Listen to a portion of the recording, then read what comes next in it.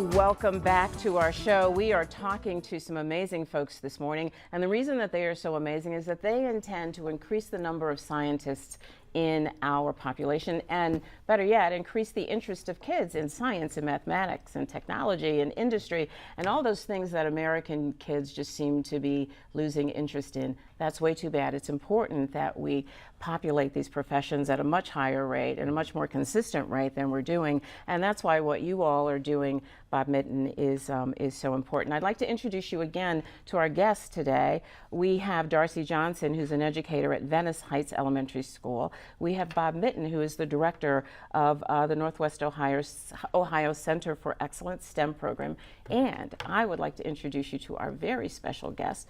That would be Dawson Kane. Mr. Kane is a student of Darcy's at the Venice Heights Elementary School. Hello, young man. How are you today? Good. Great, great. So you like hanging out with this lady over here? Yes. You do? What do you like most about being in her class? I like science and reading. What have you learned lately that's really fun in science? You can use water for energy. Really? And water has H2O. No kidding. That's real. Were you in the experiment that the class did? Yeah. Using water for energy? Uh-huh. There he is. That's Dawson. You've gotten a haircut since then. He left his glasses at school. Oh, you left your glasses at school. Are you sad to be missing school today too? Kinda. Not quite so much, huh? I just miss recess. You miss recess. All right. This is probably pretty exciting too. It is, isn't it? This is pretty cool stuff. Yeah. It's like recess. Yeah, it's like recess. So when you tell your friends about your day in Miss Johnson's class, what do they say? They say, "Are you doing a great job with your grades?" You're doing a great job. Mm-hmm. That's pretty cool. Do they want to hang out with Miss Johnson too? I think. You think so? I don't read their mind. Yeah, I suppose that's true. And they're not telling you that that's what they want to do, huh? Mm-mm. All right. But once they see you guys on TV this weekend, everybody's going to want to hang out with you and Amaya and Miss Johnson. Absolutely. So you guys, this must be like a really tough, at least in my mind. Because things are always changing. Science is always changing. New things are always happening. How do you guys stay abreast of that so that you're teaching the kids the things that interest them, but also the things that are current? We network, and we try to keep up to date on a lot of the things that get published about what works best in science and math education. There's a lot of people who are very interested in this topic, and so we attend conferences and read the science journals, but also read the popular press, because sometimes there's important information that appears there and helps you keep in touch with real people. Research is fine, but until it's actually used to accomplish worthwhile things, it's not all that valuable. And so we need to make sure that we're aware of the research, but we also know how to connect with the real people in order to make sure it has real benefits. Yeah, one of the things I love about this project is that there are so many people interested in it as well. So it's not just a BG initiative by a long shot. No. Right? Yeah, we have partnerships with faculty at the University of Toledo and Lourdes University, but also other organizations and agencies. So Ohio State University's Stone Lab out on Gibraltar Island is playing a major role in some of the research that we're going to be doing. And we have an important partnership with the Toledo Zoo.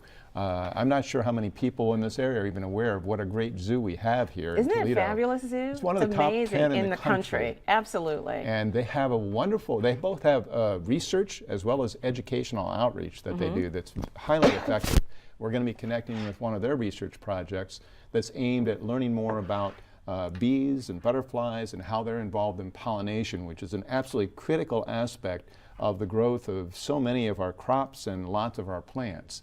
We also, and you know what, if I can interrupt, Certainly. I don't think that people really understand what happens when we don't provide these kinds of interest activities for kids. Just the research that you're talking about and the way that it affects the way we live every day.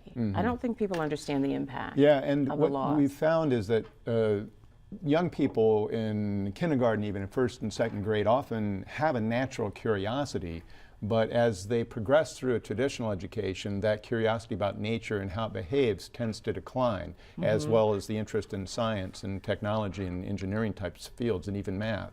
So what we're after is trying to foster that innate curiosity and grow it and develop their ability to learn effectively about those subjects, but to link that also with all of the other realms of human knowledge and human endeavor. So while this focuses on, and we speak about science, technology, engineering, and math a lot, it's about linking these fields to everything else. Everything else that's out there. To reading and even social sciences and the arts. And all those things. What makes you so interested in this? Certainly you could do a million other things with your day, and you've chosen this very important piece of work to do. Why? Well, I think that with our grant and this program, we've gotten a lot more materials and the ability to get our hands on more for our classroom. Through the program, they're providing us with FOSS kits, and the FOSS kits provide the step-by-step directions and instructions for us in order to best guide this exploration in the classroom. And I think that through that, I'm learning just as much as the kids, are learning? when it comes to it, and to see how they react when they're in the projects and learning is it's very fulfilling. Oh, I bet. I bet. Just- I see the smile on your face. I've watched the video probably 20, 40 times, and every time I see something else that they're doing and how they're learning, and they surprise they're so me. attentive. And She's jumping up. They're so attentive. They're so to excited that. about it. Who would have thought science We could be have so this interesting? conversation often about how loud they get in science, and I always say, well, at least we're learning and talking about science. Absolutely. Are the kids selected in any special way, or all the kids are Inclusive. It's every student in really the school. every student in the hope. school? Yeah, in those grades. Yep.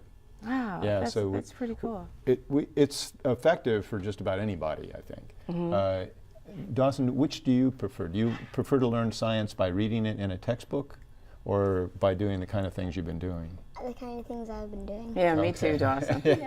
I'd much rather do that. We do some Yeah. reading in the textbook, but a lot Yeah. of it's hands-on. So third grade is the first time that they're exposed to this? Right. So Dawson, In you this didn't do this last year? No. No? Okay, will he get to do it next year? Yes. Or is it, Yes. Yeah, right now we're working with grades 3 through 5, and that'll continue next year. The following year we'll continue working with grades 3 through 5 for one more year, developing some additional aspects of the program, but we'll also then begin working with grades 6 through 8. So overall, we'll be transforming the way students are learning in all 6 of those grades, from So grades 3 through. I'm sorry, go ahead. That's right. At the end, you will be transforming the way, or the process is a transformative process as It's you a move forward. transformative process, yeah. So at the end of the 8th grade, what do you expect to have accomplished for those kids? I mean, I hope in that way that they're very interested in science as a whole, not only the boys, but the girls also, because the boys tend to be more interested in the nature and Have you figured that out? I mean, I've Oh. read a ton of studies about why that is with girls, but what do you think? I don't really know why it is. I think that girls just tend to be, it's not as much fun to be dirty and playing with bugs as it is, and the boys gravitate towards it. So Dawson gets dirty and he's playing with bugs? Oh, What's been found, though, is that when certain social aspects are included in the science or technology types of activities, like robotics, for instance, that the young women show an equal level of interest and an equal level of ability. One theory is that science has been dominated by males, and so they've sort of cast it in a form that appeals to males. But when women get involved and add a female touch, one could say, it's often just as appealing to young Absolutely, women. and you know what's always interesting to me is that women score so well in math assessment tests, but yet when it comes to an application like this, for some reason we tend to shy away from it. So it's really not a matter of proclivity or you know, ability, so to speak. It's something else. It's When something else. engineering toys are adapted into a social context, into some sort of social type of story, they find that young girls gravitate to that and take it on and actually excel in it. So are you guys, and we only have a couple of seconds left, are you addressing any of those issues in the way you're programming Indeed. the classes? The research that they'll begin next year is cast in a social context, in the sense that these projects are aimed at learning important things that will benefit their local community and as well as the region. And so we will attempt to impress on the students that what they're doing is important for their own learning, but also important for the people around them, for their community, for the welfare of us all. Mm-hmm. And the girls are performing as well in your class as the boys are performing. Definitely. Yeah, that's really interesting. Your center is doing lots of things. Can you give me like 30 seconds of some of the most interesting ones? Well, no, I'm sure everything is interesting, but of course, yeah. the most popular ones. We have upcoming in March a statewide competition for junior high and high school students to present and celebrate their science research and math and engineering research. And it draws some of the very most accomplished students in the nation, in fact. Some of the Ohio winners have gone on to the national competition and won. This is called the Ohio Junior Science and Humanities Symposium. It'll be about March 20th, 21st in that, during that period, a 3-day celebration of their work. We also have an exciting event in the fall called STEM in the Park. And this last year we had about 80 different hands-on activities that families could enjoy together, sponsored by about 50 different organizations, agencies, businesses, institutions of higher education, and others. And we have professional development activities we do for teachers and a whole host of things. Scholarship programs. Yes, what it a is. great It's job true. you we It's will true. we will tell you though how to learn more about this program just before we leave today. We're going to give you a website and some other contact information. Wonderful information today, you guys. Thank you so much for joining Thank us. you. Thank you. Stay with me for just a second though, okay? We will be right back.